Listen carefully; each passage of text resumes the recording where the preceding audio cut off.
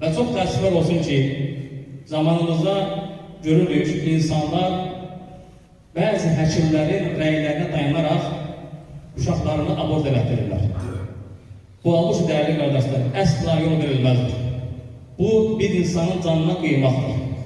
Bəzilər sual verirlər ki, həkim deyib ki, uşaq da olsa fiziki məhdudiyyəti olacaqdır, şikəst olacaqdır, görməyəcəkdir deyə buna görə övladlarını abort elətdirirlər, öldürürlər dəyərli qardaşlar. Bu qətiyyən olmaz, bu haramdır.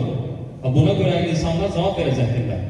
Özüm şəxsən şahid olmuşam, mənə sual veriblər ki, həkim deyib ki, uşaq da olsa şikəst olacaq, lakin əlhəmdülillah sual verənlər buna ehtimal vermədi və uşaqları saf sağlam doğuldu.